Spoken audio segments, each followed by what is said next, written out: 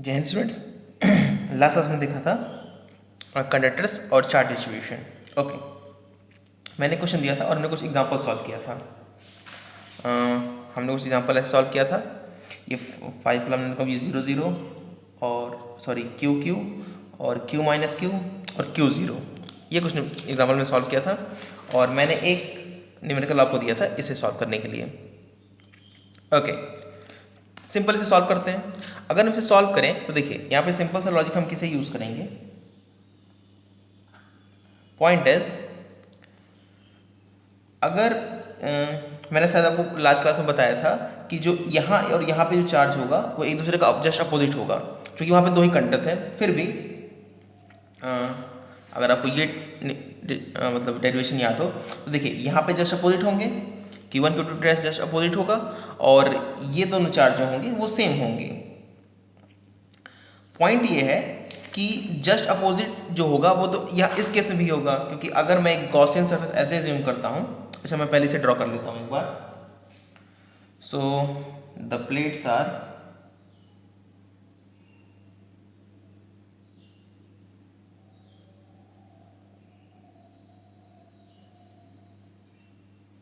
now this is -8 coulomb micro coulomb, 0 -26 20।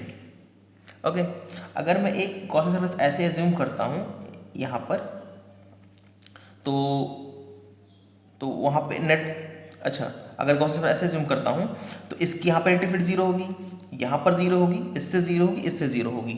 तो अभी भी इस पे और इस पे जो चार्ज होगा वो जस्ट अपोजिट ही होगा और बाकी सबके लिए भी वैलिड होगा। तो यहाँ से हम शुरू करते हैं। तो सबसे पहले हम एज्यूम करते हैं यहाँ पे चार्ज Q है, दैट इज स्मॉल q। अगर चार्ज पे स्मॉल q होगा तो इस साइड कितना होगा, क्योंकि इन दोनों को मिलकर नेट चार्ज कितना होना है, तो यहाँ पर होगा -8 माइक्रो कूलम -q। ओके, और जस्ट अपोजिट यहाँ होगा तो ये होगा 8 माइक्रो कूलम +q, क्योंकि minus of this whole this. और अगेन फिर यहाँ इसका जस्ट अपोजिट होगा तो यहाँ पर हो जाएगा -8 माइक्रो कूलम -q, और यहाँ पे फिर से होगा 8 micro coulomb +q, and here this will be, this whole should be 26, so this will be equal to -26 minus of 8 micro coulomb plus q, and this will be equal to 34 -34 plus q micro coulomb, and this will be equal to +34 minus q, and this whole are micro coulomb। ये भी micro coulomb में है, ये भी micro coulomb में है, ये सब माइक्रो कूलम में है। एंड अगर यहाँ इतना है तो इस तरफ होगा 20 minus 34 plus q, and this will be equal to 20 minus 34 minus 14 plus q. This will be the final charge on the last conductor. Okay, so this is the final distribution of the charge over the all surface. अच्छा, अब अगर मैं फिर से लगाता हूँ Gauss law. देखिए पहले मैंने कहाँ लगाया था, पहले मैंने एक ये गॉसियन सरफेस यूज़ किया था, ये फाइंड करने के लिए इस पर उस पर जस्ट अपोजिट होगा। और मैंने एक और लगाया कंजर्वेशन ऑफ चार्ज, क्योंकि इस पर नेट चार्ज कितना होना, -8, इस पर 0, देखिए 0 है, इस पर -26, देखिए -26 है, इस पर +20, देखिए +20 है। ओके, अब एक पॉइंट और यूज़ करते हैं। देखिए अगर मैं गॉसियन सरफेस ऐसे ड्रॉ करता हूँ, ऐसे यहाँ पर पूरा यहाँ तक, तो उस पर नेट चार्ज, उस पर भी नेट फील्ड 0 होगी, क्योंकि यहाँ से 0 होगी, अंदर कंडक्टर के अंदर है, इसलिए यहाँ से भी 0 होगी। तो इसका मतलब कि इसके अंदर यहाँ पर नेट चार्ज कितना होना है, 0। सो दिस मीन्स, ओके, यहाँ पे ये जो गॉसियन सरफेस मैंने ड्रॉ किया था इसके अंदर नेट चार्ज 0 होना है। एक्चुअली एक मिस्टेक मैंने कर दी, इसको क्रॉस वेरीफाई करना है। देखिए यहाँ पर Q होगा तो बचा हुआ चार्ज यहाँ, तो -8 कूलम से जो बचेगा मतलब -8 कूलम -q, फिर उसका जस्ट अपोजिट यहाँ पर, फिर 0 माइनस दिस तो ये मिला, फिर इसका जस्ट अपोजिट तो ये मिला 8 micro coulomb +8 micro coulomb +q coulomb, फिर -26 से जो बचेगा मतलब -26 -8 कूलम और -q, यहाँ पे होल में माइनस होगा, सो दिस विल बी, और यहाँ होगा ये माइनस। ओके, ये छोटी सी मिस्टेक थी जो हमें करना था एक्चुअली, इसीलिए क्रॉस चेक करने के लिए आप कर सकते हैं कि ये जो पूरा गॉसियन सरफेस मैंने अभी ड्रॉ किया होगा इसके अंदर नेट चार्ज जीरो आना चाहिए, ठीक है, पहले जीरो नहीं आया तो अब जीरो आएगा। सो जस्ट अकॉर्डिंग यहाँ पर होगा तो ये होगा plus and this will also be plus. Okay, और अगर ये होगा हमारा plus 34 plus Q, so this will B 20 minus 34 this one and this will B minus 14 minus Q. Okay, अच्छा अब देखते हैं ये जो सरफेस था इसके अंदर नेट चार्ज जीरो है या नहीं। तो प्लस 34 ये दोनों मिलकर जीरो हो गए, ये दोनों मिलकर जीरो हो गए और ये दोनों मिलकर जीरो हो गए, तो नेट चार्ज कितना आया? जीरो। ओके, अच्छा एक इक्वेशन और हमें बनानी है, वो इक्वेशन ऐसे बनेगी, देखिए मैंने क्या क्या यूज़ किया है, हम लोगों ने यूज़ किया है कि एक इक्वेशन तो हमने ये यूज़ की थी कि इस पे और इस पे जस्ट अपोजिट होगा और कंजर्वेशन ऑफ चार्ज। एक और जो हमें यूज़ करना है, आप इधर यूज़ कर सकते हैं और इस पर भी यूज़ कर सकते हैं, चलिए मैं लेफ्ट यूज़ करता हूँ, ओके राइट करता हूँ, यहाँ पे थोड़ा ड्रॉ करना इजी होगा। एक गॉसियन सरफेस ऐसे ड्रॉ करते हैं और यहाँ पर मैं इलेक्ट्रिक फील्ड और ये एरिया, ठीक है, तो मैं थोड़ा शॉर्ट फॉर्म में लिखता हूँ, आप इलेबोरेट कर सकते हैं। इस गॉसियन सरफेस से मैं कह सकता हूँ this is a Gaussian surface of area A, तो यहाँ पे मैं कह सकता हूँ E dot D A will be equal to Q in upon epsilon naught. Okay, यही इलेक्ट्रिक फील्ड इसी एक सरफेस से होगा, बाकी इससे इससे और इससे ज़ीरो होगा। अच्छा, और इलेक्ट्रिक फील्ड ये जो होगा वो कितना होगा? वो होगा क्यू अपॉन एप्सिलॉन नॉट, हम लोग वही यूज़ कर रहे हैं जो कि कर रहे थे हम लोग इसकी वजह से, क्या कहते हैं यहाँ पर q in upon epsilon not, simple e सिर्फ इस ये जो मैंने यहाँ पे ड्राइव किया था, देखिए तो यहाँ पे बस एक और कंडक्टर था, यहाँ पे तीन और कंडक्टर हैं, यस तीन और कंडक्टर हैं यहाँ पे, लेकिन बस एक और था। तो एट द एंड मैंने कहा था ना कि ये जो पूरा आपको ब्रैकेट मिला है वो इसके बराबर होगा, तो मैं सिंपल डायरेक्टली देखिए इसको यूज़ करके लिखता हूँ, आप एक बार खुद से ट्राई करिएगा, आप पूरा लिख सकेंगे। Okay, so I will write area A and this Q1 plus Q2, तो 20 minus 26 plus 0 minus 8 upon 2 epsilon not A, ये होगा and this will be equal to Q in upon, q in कितना है? ये क्यू, ये one upon epsilon not. Now we need to solve this. चलिए इसके बाद मैं एक छोटा सा नोट पॉइंट बताऊंगा, उसके बाद आपका आंसर ऐसे ही आने लगेगा। ए कैंसिल, एप्सिलॉन नॉट कैंसिल, ये कितना होगा? 26 माइनस 6 माइनस 6 माइनस 8 माइनस 14, तो ये होगा -7 micro coulomb, this will be equal to Q and, और इसके आते ही आपका आंसर हो जाएगा। ओके, अब मैं आंसर लिखता हूँ, अगर मैं आंसर लिखूँ so q is equal to -7 micro coulomb, तो देखिए ये होगा -7 -8 -7 -1 micro coulomb, this will be +1 micro coulomb, this will be again -1 micro coulomb, this will be +1 micro coulomb, 26 -1, so this will be -27 micro coulomb, this will be +27 micro coulomb, और यहाँ पर होगा -7 micro coulomb. आप इसको cross check कर सकते हैं, ठीक है।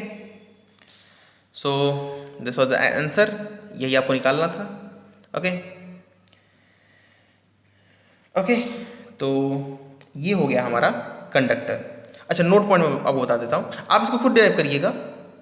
एक्चुअली यहाँ पे जो बेसिक क्वेश्चन था ना, वो क्वेश्चन ऐसे था, यहाँ पे capital Q1 capital Q2 capital Q3 capital Q4, लेकिन मैंने डाटा लिख दिया, ठीक है। तो देखिए मैं आपको एक पॉइंट बताता हूँ इससे जुड़ा हुआ, point is, this is a note point, what you have to keep in mind is if they are conductors, you may say not two, more than two,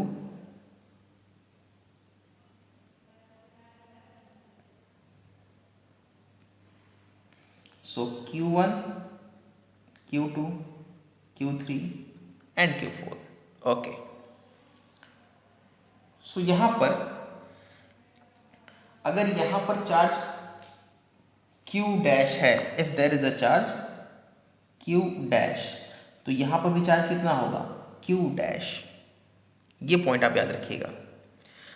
just सामने वाले जो सरफेसेस हैं उन पे चार्ज नेगेटिव होगा और and वाले surfaces पे चार्ज सेम होगा. I hope this will be clear to you. और यहाँ पर एक और पॉइंट डैट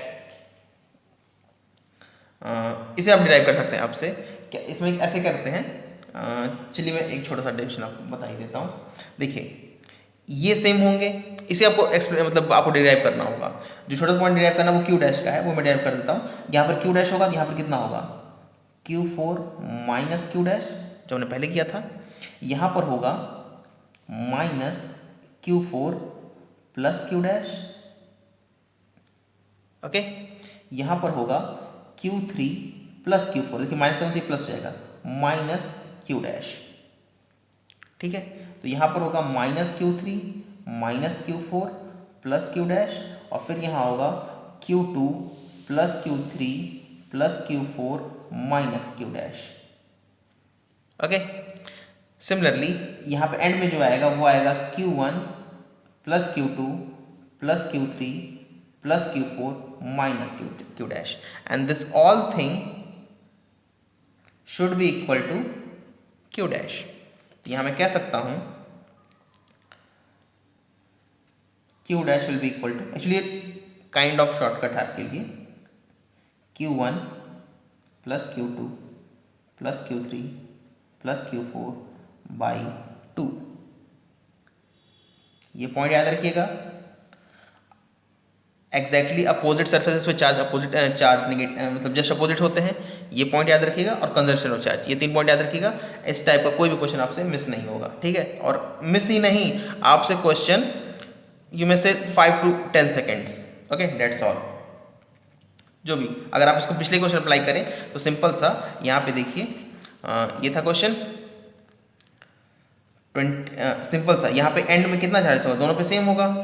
हालांकि अच्छा, अगर दोनों में सेम वाला कॉन्सेप्ट में बताऊँ, ये जो ट्रिक था, देखिए Q और 40 माइनस Q, अगर इसको सेम करता हूँ so minus 14 minus Q, this will be equal to Q. ठीक है, तो ये था प्लस होगा, तो 2Q will be equal to minus 14, so I can say Q will be equal to minus 7 microcoulomb. Okay, तो ये और ये दोनों सेम हैं, बट दोनों डिफरेंट अप्रोच से आए हैं. ये आया है कि एंड में जो चार्जेस होंगे कंडक्टर पर वो सेम होंगे, इस पर उस पर चार्जेस सेम होंगे. अच्छा, अगर आप Q को फॉर्मूले से निकालना चाहते हैं तो, और यहाँ चार्जेस सेम होंगे, तो सिंपल फॉर्मूला क्या होगा, 20 माइनस 26, तो minus 6 plus 0 minus 8 6 minus 6 minus 8 minus 14 by 2, तो माइनस 7, तो Q आ गया minus 7 microcoulomb. Okay, so you can solve like this also, और you can solve by going through this theorem also. ये जो भी theorem आप कहें या shortcut note formula जो भी आप कहना चाहें. Okay, so this is the end of conductor, and let's continue with capacitance. Okay, so capacitance, listen, चूँकि ये नया चैप्टर है तो शुरुआत में ज़्यादा कुछ चीज़ें आपको बहुत ही नई लगें. ओके, तो जैसा कि आपने मतलब अगर कैपेसिटेंस की बात करें तो बेसिकली ये एक ऐसा डिवाइस है, इलेक्ट्रिकल डिवाइस है, मीन्स एक ऐसा इलेक्ट्रिकल एलिमेंट है जो कि एनर्जी को स्टोर करके रखता है. ये एनर्जी को क्रिएट नहीं करता, प्रोड्यूस नहीं करता. हालांकि अगर स्टोर है तो सप्लाई कर सकता है. कैपेसिटेंस जैसी एक चीज़ और आप पढ़ेंगे इंडक्टर, हालांकि इसमें थोड़ा सा डिफरेंस भी है. ओके, तो बेसिकली 3 ही इलेक्ट्रिकल सर्किट के एलिमेंट्स होते हैं, कैपेसिटर, रेजिस्टर और इंडक्टर. 3 ही होते हैं बेसिकली. अभी हम पढ़ रहे हैं कैपेसिटर, इसके जस्ट बाद आप पढ़ेंगे इलेक्ट्रिक करंट पर रेजिस्टर.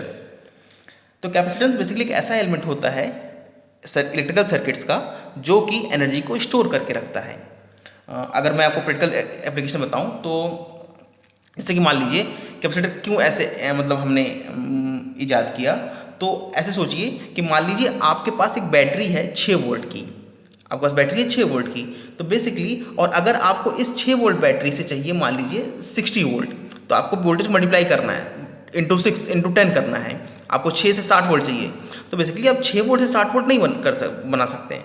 हाँ, आप ये काम जरूर कर सकते हैं, आप दूसरी बैटरी लाई 60 वोल्ट की, लेकिन उसके लिए आपको खर्चा बहुत ज़्यादा करना होता है, तो इकोनॉमिकली वो सजेस्टेड नहीं होता है। तो आपको जब एक कम वोल्ट बैटरी से आप वोल्टेज इंक्रीज करना हो तो क्या करते हैं हम नॉर्मली, हम कैपेसिटर का यूज़ करते हैं। कैपेसिटर कैसे करते हैं, देखिए हम छोटे छोटे कैपेसिटर्स को में एनर्जी स्टोर कर लेते हैं 6 वोल्ट से, उसमें एनर्जी स्टोर कर लेते हैं, और जब हमें एक साथ 60 वोल्ट की जरूरत होती है हम सारे कैपेसिटर को एक साथ ऑन कर देते हैं और सारे कैपेसिटर मिलकर एक साथ एनर्जी देते हैं। तो कुछ इंस्टेंट के लिए, तो हालांकि टाइम लिमिटेड होता है, तो मतलब जितने समय के लिए रिक्वायरमेंट होती है उतने समय के लिए हमें 60 वोल्ट का वोल्टेज पोटेंशियल मिल सकता है by using capacitor. Practical application बताऊं मैं आपको, तो आपने कैमरे देखे होंगे, तो कैमरे में बेसिकली क्या करते हैं कि कैमरा में बेसिकली क्या करते हैं, पुराने कैमरे अगर आप देखें, नए नहीं, जो पुराने कोडैक कैमरे आते हैं जिसमें कि आपको रील लगानी पड़ती थी, अब तो मान लीजिए बहुत सारे कैमरे से मेमोरी कार्ड आ गए हैं, तो जिसमें ऐसा होता था उसमें क्या रहता था कि उसमें आपको एक फ्लैश मिलता था, तो फ्लैश जो कि बहुत ज़्यादा मतलब बैटरी लेता था, बैटरी तो और उसको वोल्टेज बहुत ज़्यादा होता था। तो क्या हम छोटी सी बैटरी से उतना हैवी पावर का फ्लैश जला सकते हैं? ऐसा नहीं जला सकते। तो उसमें कैपेसिटर होता था जो कि एनर्जी को स्टोर कर रखता था, और जब हमें ज़रूरत पड़ती थी तब वो प्रोवाइड करता था। अगर आपको और याद हो तो एक बार फ्लैश जलाने के बाद थोड़ा समय लगता था, क्योंकि कैपेसिटर को चार्ज होने में थोड़ा सा टाइम लगता है, वो भी आप पढ़ेंगे चार्जिंग कैपेसिटर में। तो लेकिन हालांकि जब थोड़ी और इनोवेशंस हुई तो जो टाइम था चार्जिंग का, सर्किट को चार्ज करने का, वो थोड़ा घट गया, इसलिए उसमें कोई खास टाइम नहीं लगने लगा, अब तो खड़ा खड़ा चार्जिंग होती है। तो जैसे आप क्लिक करते हैं वैसे सारी एनर्जी कैपेसिटर के एक साथ निकलती है, ओके, सारी सप्लाई होती है, और एट द एंड हमें वो पोटेंशियल हम अचीव कर पाते हैं जो हमें रिक्वायरमेंट थी। तो ये बेसिकली यूज़ है कैपेसिटर का, और इसी बेसिक प्रिंसिपल पे कैपेसिटर वर्क करता है।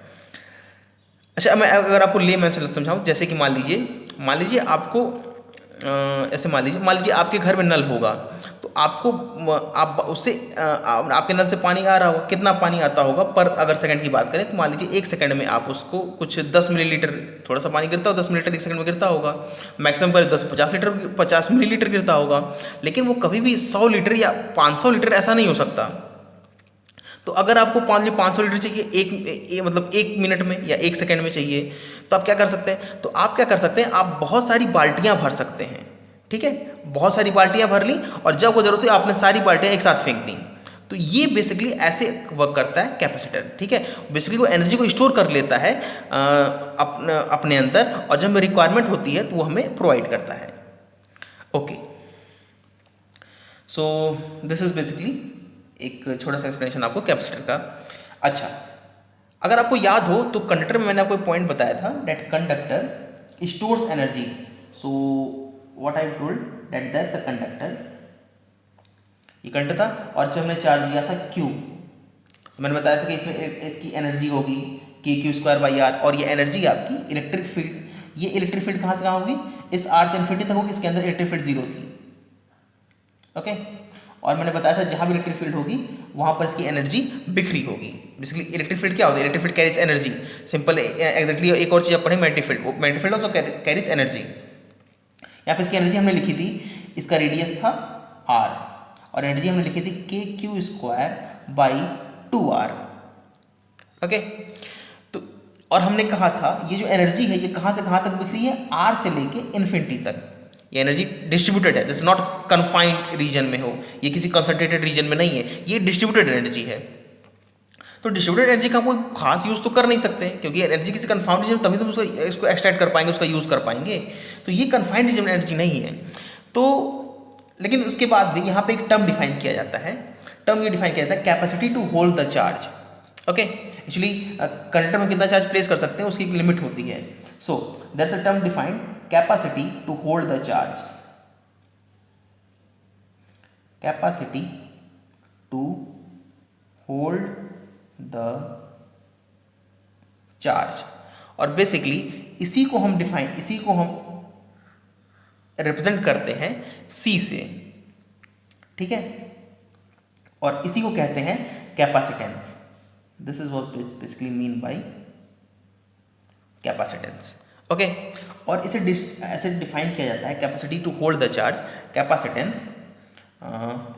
Q that is the charge on the conductor upon potential of the conductor, Q by V. Okay, this is defined as Q by V. Okay, तो हमने एक टर्म डिफाइन किया capacity to hold the charge, जिसे हम नाम कर रहे हैं कैपेसिटेंस, रिप्रेजेंट कर रहे हैं C से, और ये कितना है, ये है Q upon V, that is coulomb per volt, और यू कैन से चार्ज पर यूनिट वोल्टेज, जितना इस कंडक्टर पर हो सकता है उसी को कह रहे हैं हम लोग कैपेसिटेंस, जितना ये कंडक्टर अपने अंदर charge per unit voltage store कर सकता है, that is what we known as, that is what it referring to as capacitance. Okay, अगर आपको थोड़ा सा याद हो क्लास 10th की बात, तो आपको एक पॉइंट याद होगा, R is equal to V by E, sorry V by I not E. तो R is equal to V by I में क्या था, ये था resistance, voltage, current.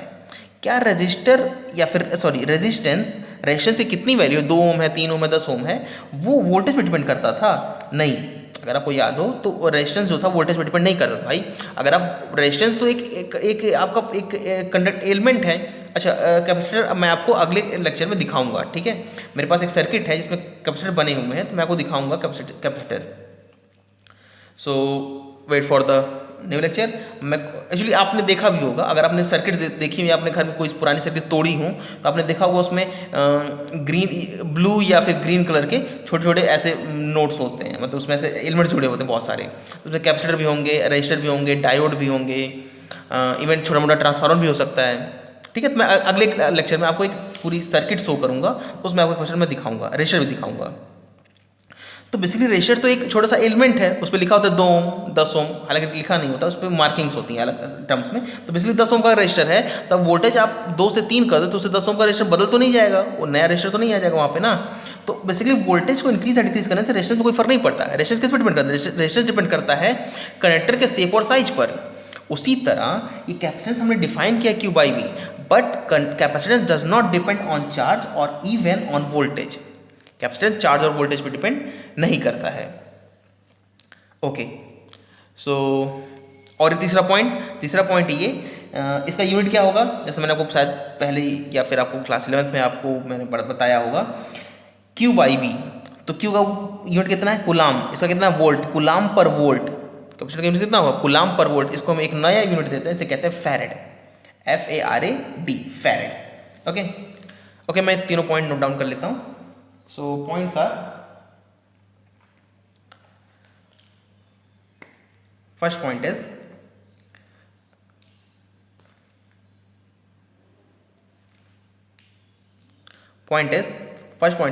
capacitance.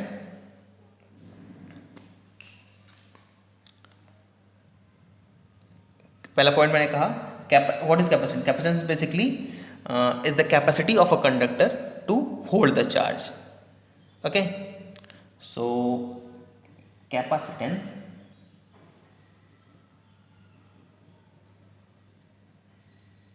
is basically capacity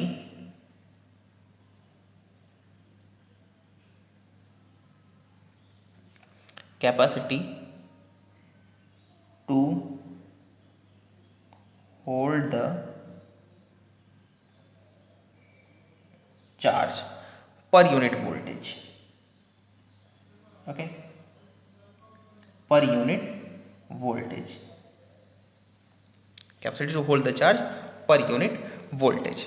Okay, मैं आपको ऐसे थोड़ा समझाऊं तो इस जैसे मान लीजिए इसका कैपेसिटर मान लीजिए 10 कूलाम पर वोल्ट है, मतलब मैं अगर इसको 10 कूलाम दूंगा, 10 कूलाम, तो इसका वोल्टेज, इसका जो पोटेंशियल होगा, अच्छा इसका पोटेंशियल कितना होगा अगर वो याद हो तो V इज इक्वल टू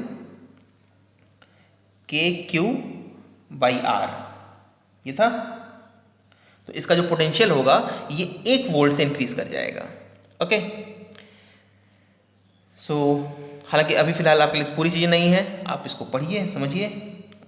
मैं आपको अगर आप थोड़ा भी ध्यान लगाएंगे तो आपको बेसिकली पूरी चीज़ें बहुत इजीली क्लियर होंगी. ठीक है, एक पॉइंट में रिलेट किया है, 2-3 पॉइंट में डिफाइन करूंगा जिससे आपको समझना होगा, और यूनिट उसके बाद हम मूव करेंगे क्वेश्चंस पे.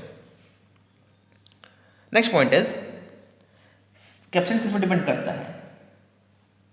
Capacitance capacitance doesn't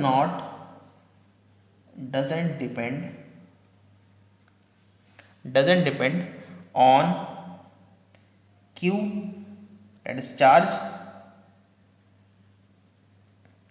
or potential, that is V. Okay, it does not depend on charge or potential. It depends, I can say, okay, I am writing this in the same point. It depends, ये किस पे depend करता है? जैसे कि अगर आपको ये याद हो, क्या कहते हैं आर, रेजिस्टेंस, तो रेजिस्टेंस किस पे डिपेंड करता है? R equal to rho L by A. So R equal to rho L by A में आर डिपेंड करता था रो पर, एल पर और ए पर. ओके, सो तो रेजिस्टेंस डिपेंड करता था shape and size of the conductor. तो उसी तरह कैपेसिटेंस में डिपेंड करता है, it depends on the dimension of the conductor. So it depends on dimension, or you can say shape and size of conductor. Okay, and the third point is unit. So what I can say about unit, that unit of capacitance will be, capacitance unit will be coulomb per volt. So unit, तो capacitance की जो unit होगी ये होगी unit of coulomb upon, sorry मतलब unit of charge upon unit of potential. So I can say coulomb per volt. एक coulomb per volt इसे represent किया जाता है 1 farad. This is farad. Okay, इसे ध्यान रखिएगा. ओके, सो मैंने इसके लिए आपको 3 पॉइंट बताएं.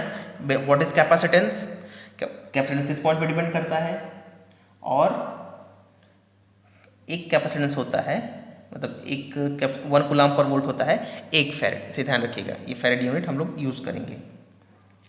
अच्छा, एक पॉइंट और मैं आपको बता दूं.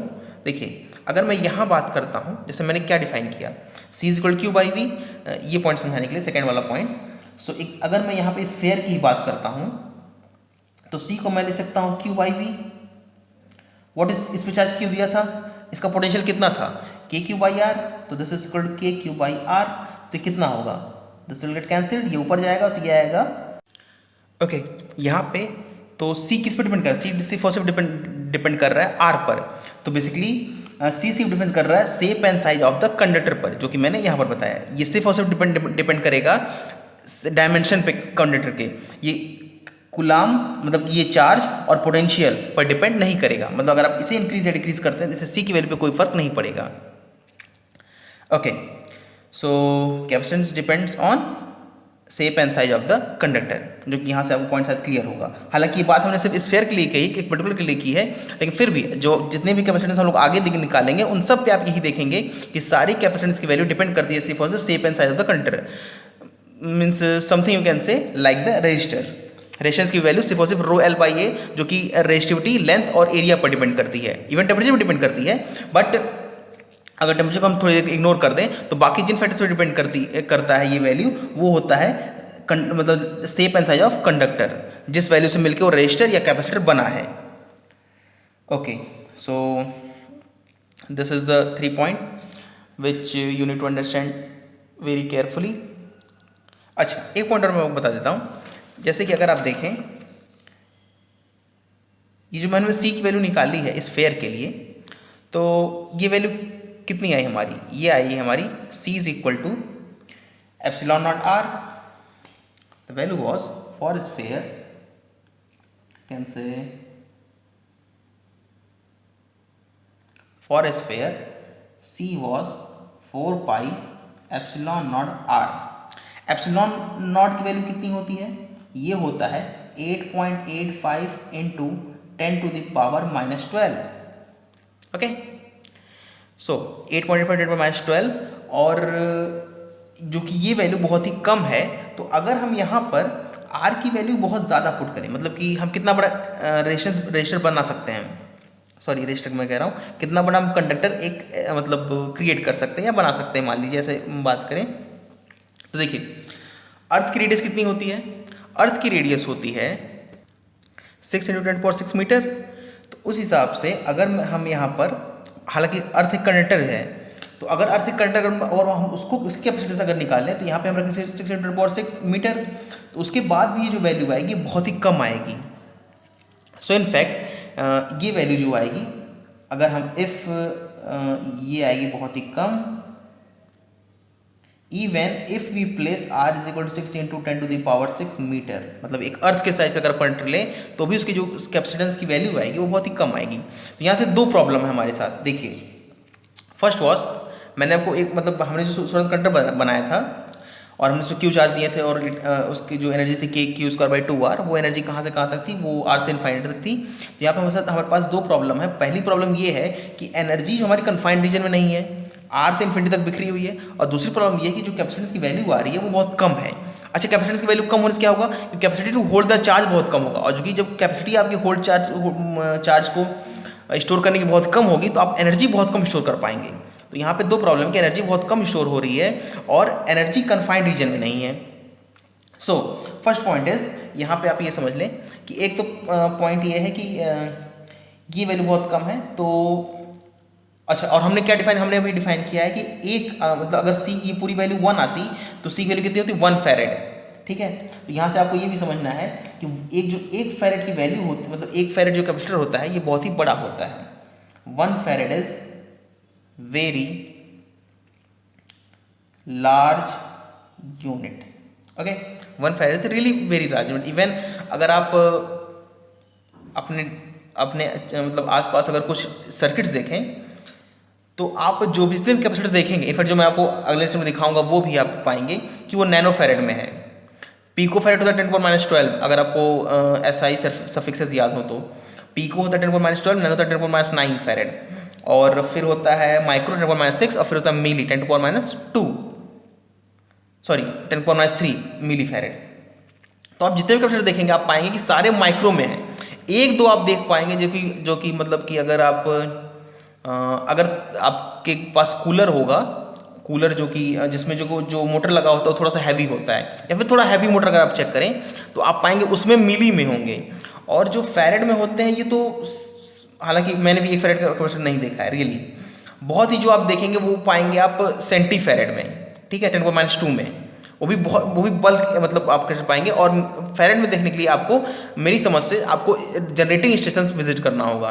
ओके, जहाँ पे एनर्जी जनरेट की जाती है, क्योंकि वहाँ पे बहुत ही बड़े बल्क आपके जनरेटर्स होते हैं तो उनमें यूज़ किया जाता है। तो एक फैरेड की जो यूनिट है वो बहुत बड़ी है, first thing. Second point is, generally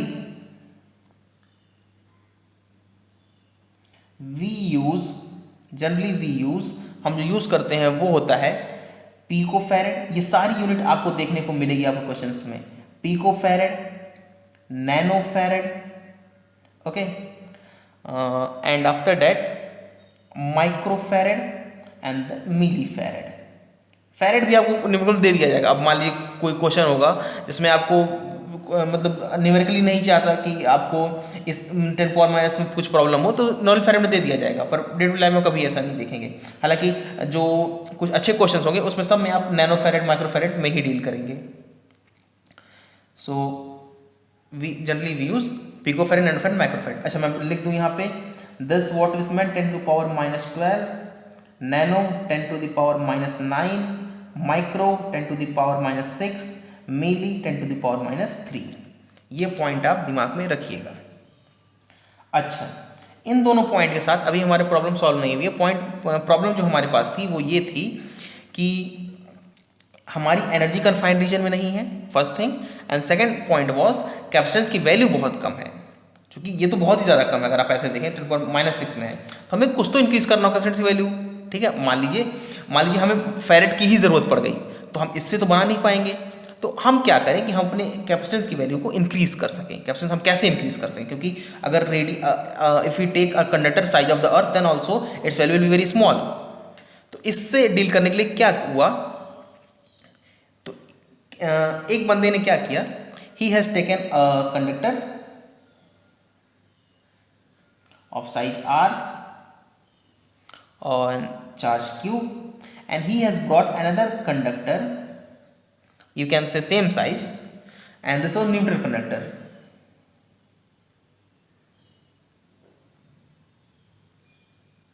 okay, तो this was a neutral conductor.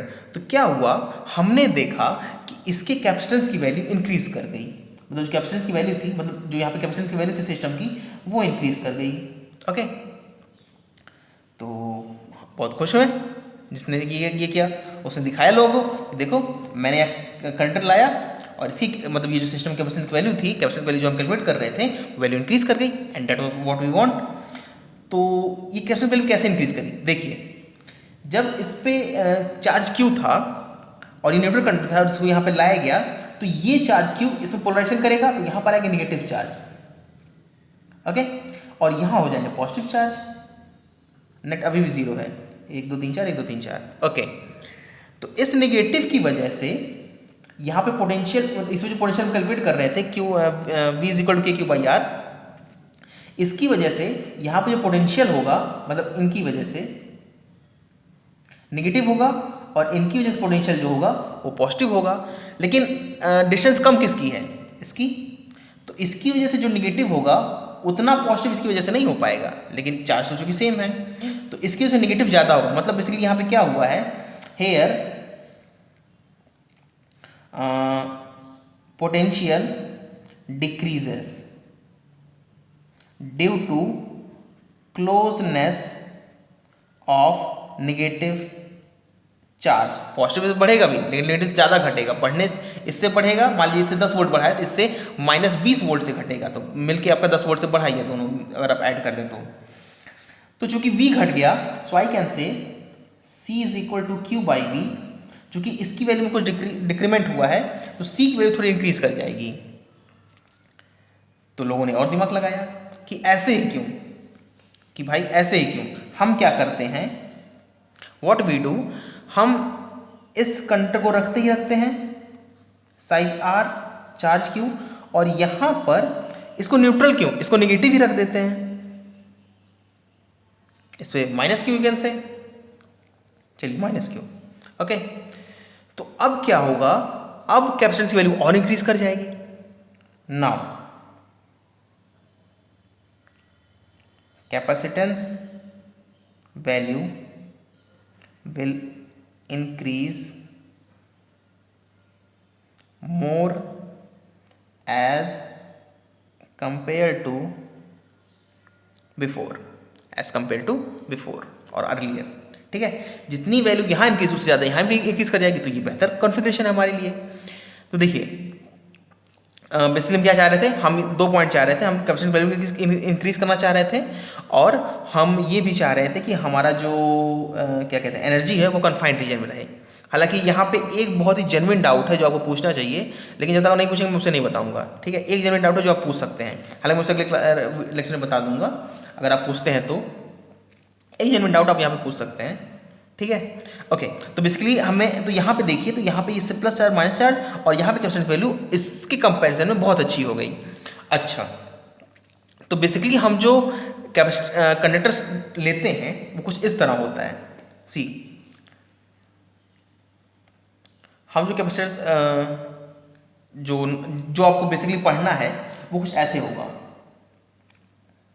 First one second one, इस पे चार्ज है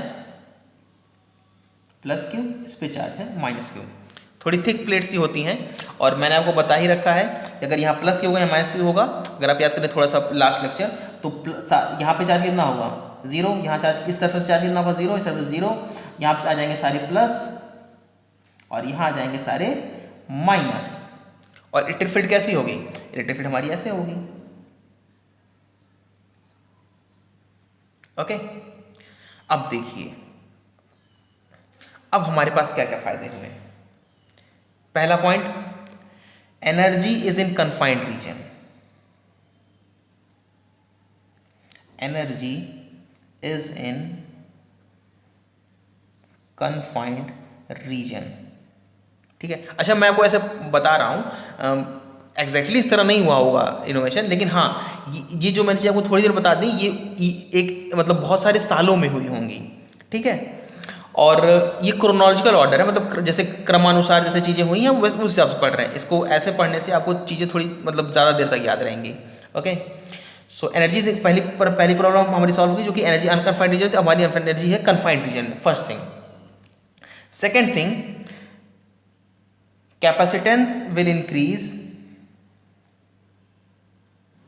कैपेसिटेंस विल इंक्रीज क्योंकि यहाँ पे निगेटिव भी है और पॉजिटिव भी है, तो जो पोटेंशियल आपका होगा वो इंक्रीज कर जाएगा। इस हिसाब से कैपेसिटेंस की वैल्यू आपकी इंक्रीज कर जाएगी। ओके, सो हमारे इस कॉन्फ़िगरेशन से हमारी दोनों प्रॉब्लम सॉल्व हो गई। ओके, बेसिकली आपको यही पढ़ना है, इसे कहते हैं पैरेलल प्लेट कैपेसिटर, हालांकि मैं थोड़ी देर बाद आपको बताऊंगा। तो यहाँ पे हमारा जो पॉइंट हुआ ये दो सॉल्व हो गया। तो कैसे सॉल्व हुआ? पहला, हमने जो इलेक्ट्रिक फील्ड थी उसे कन्फाइंड रीजन में कर दी, और दूसरा कैपेसिटर वैल्यू बढ़ गई क्योंकि यहाँ पे नेगेटिव चार्ज भी है। ओके, अब मैं आपको थोड़ा सा और क्लियर आइडिया देता हूँ क्यू और वी के बारे में। ओके, सो चूँकि आपको जो क्यू है, क्या कहते हैं फॉर्मूले में, C=Q/V में, उसके बारे में आपको क्लियर आइडिया मैं और देता हूँ। नाउ सी, यहाँ पर जो पॉइंट है जो मैंने लिखा है, that is what I can से, दैट इज जो हमने शुरुआत में बनाया था। सी, इसमें चार्ज कितना था? Q, इसका रेडियस था लेट से R, और इसका पोटेंशियल था V=KQ/R। So potential is V=KQ/R and C=Q/V, और हमने डिफाइन किया था C=Q/V। मैं यहाँ डिफाइन करता हूँ। Okay, let me define it like this, C=Q/V। इसे हमें समझना है थोड़ा ध्यान से। अच्छा, ये जो चार्ज हमने लाया है ये कहाँ से लेके आए हैं? इसको कहीं से तो लेके आए होंगे, मान लीजिए इन्फिनिटी से ही लेके आए हैं, ठीक है, उसमें कोई प्रॉब्लम नहीं है। तो इन्फिनिटी से मैं जब इस चार्ज को लेके आऊँगा, तो इन्फिनिटी से मान लीजिए अज्यूम कर लीजिए आप कोई एक कंडक्टर है, ठीक है, ये कहाँ पर है? इन्फिनिटी, ठीक है, और यहाँ से मैं इस चार्ज को लेके आया हूँ, दैट इज Q। तो यहाँ पर कितना चार्ज आएगा? यहाँ पे आ जाएगा -Q, ठीक है, और इन्फिनिटी का पोटेंशियल कितना होता है? ये होता है 0, और यहाँ पोटेंशियल कितना है? KQ/R। तो देखिए बेसिकली यहाँ पर ये जो Q हमने लिखा है ना, ये Q क्या है? दिस इज ये जो Q है ये चार्ज ऑन द कंडक्टर नहीं है, यह charge transferred from one conductor to another conductor. Basically यही लास्ट क्लास में आपको क्लियर करना चाहता, लेकिन मैं आपको ऐसे क्लियर कर रहा हूँ। तो बेसिकली Q हमारा क्या है? That is charge transfer from one conductor to another conductor. हाँ, ये बात बिल्कुल सही है, और अभी के लिए आप इसे मान भी सकते हैं कि अभी तक मतलब थोड़ी देर के लिए आप ये मान लीजिए, हालांकि न्यूमेरिकल पॉइंट ऑफ व्यू एकदम सही होगा कि Q is charge on the positive conductor, या फिर आप कह सकते हैं positive plate of the capacitor. मतलब जो कैपेसिटर आपके फॉर्म हुए हैं उसमें जिस पे जो पॉजिटिव प्लेट पर जो चार्ज होगा वही आपका Q है। आप इसको इस तरह समझ सकते हैं। सो Q is charge transferred, sorry, I think single already there, charge transferred from one conductor to another conductor, or you can also say this as charge on the over the positive plate of the conductor, charge on the positive, sorry, positive, okay, charge on the positive plate of conductor। Okay, this what we refers to Q. Next point, what do you mean by this potential V? What is V का मतलब क्या है? क्या वो इसका potential है? नहीं, वो इसका पोटेंशियल नहीं है, वो इन दोनों के बीच का पोटेंशियल डिफरेंस है। मतलब आप जो चार्ज जहाँ से लेके आए हैं और जिसको दिए हैं, उन दोनों के बीच का पोटेंशियल कितना होगा? जीरो। सॉरी, आप जहाँ से चार्ज लेके आए हैं और जिसको दिए हैं, उन दोनों के बीच का जो पोटेंशियल डिफरेंस होगा वो होगा V। क्योंकि यहाँ पे पोटेंशियल जीरो है और यहाँ का V बल्कि KQ/R, तो KQ/R minus zero will be KQ/R, तो वही हमने पुट कर दिया। लेकिन आपको समझना होगा what is V? V is the potential difference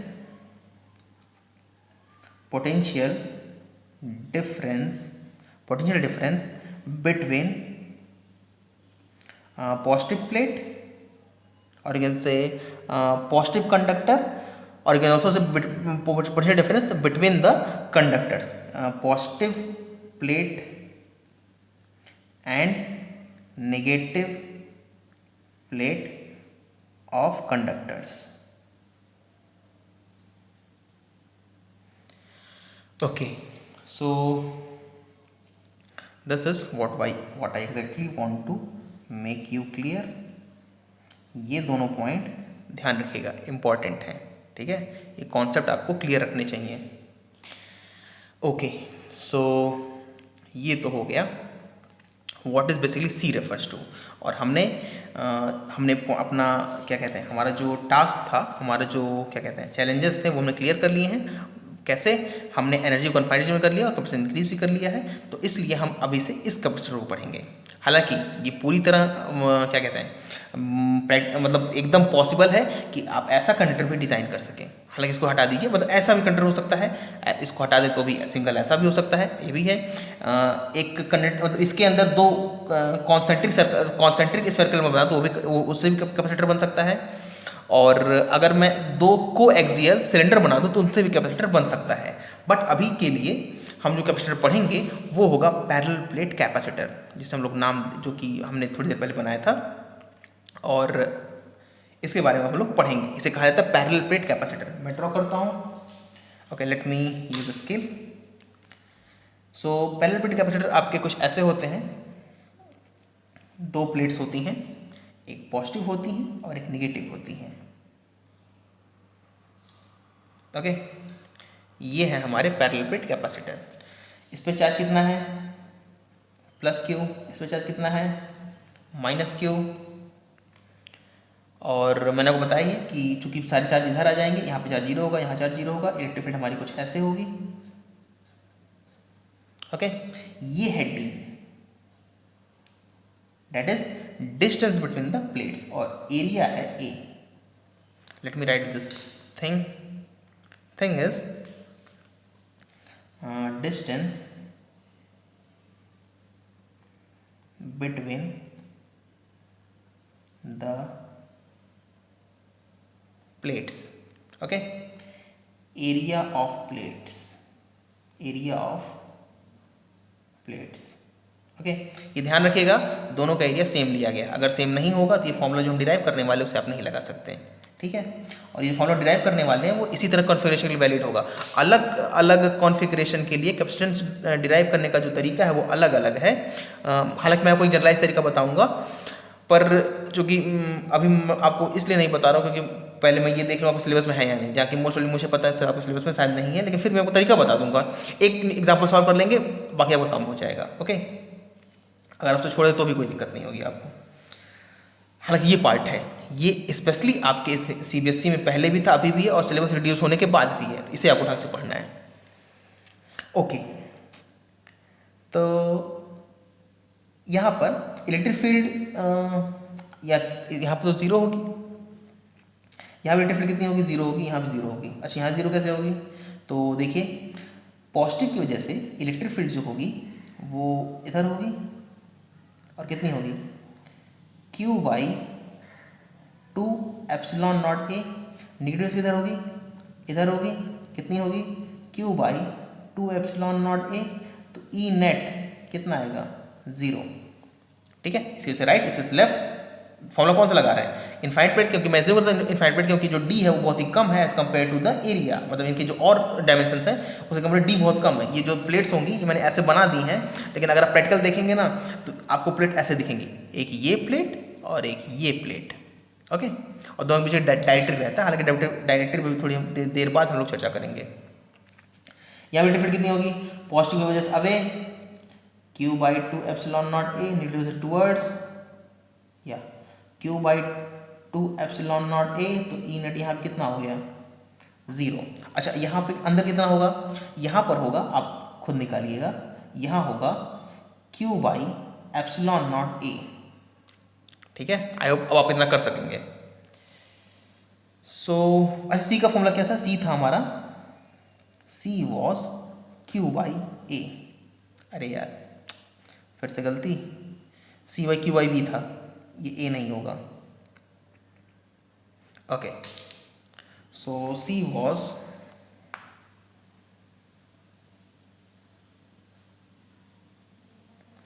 Q by V, okay.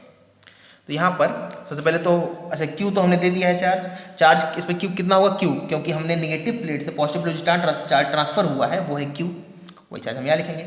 इन दोनों के बीच का पोटेंशियल डिफरेंस कितना होगा, डेट इज मतलब V plus minus V minus. तो अगर मैं पोटेंशियल निकालूँ तो इनके बीच का पोटेंशियल निकालता हूँ, तो चलिए मैं कुछ मार्क कर देता हूँ पॉइंट्स। बेसिकली ये क्या चार्ज ट्रांसफर और ये है पोटेंशियल डिफरेंस, मतलब basically what I want to say C is equal to Q upon V plus minus V minus, और जिसमें कि इसका पोटेंशियल कितना है V माइनस और इसका पोटेंशियल कितना है V प्लस, ओके।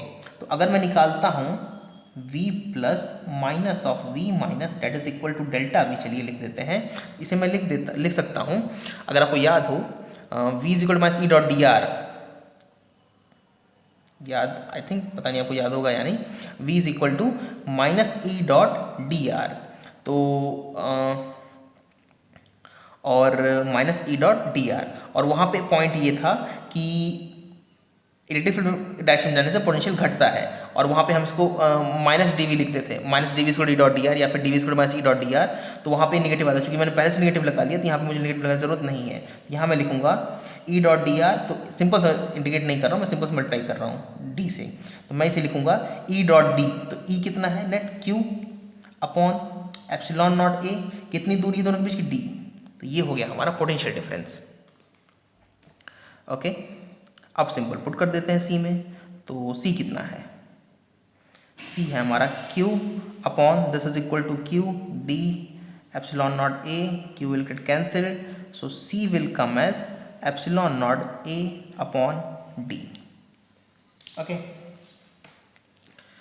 और ये हो गया हमारा parallel plate capacitance, that is capacitance due to parallel plate capacitor, इसे ध्यान रखिएगा।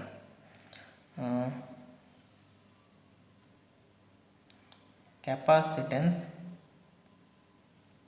Due to parallel plate capacitor,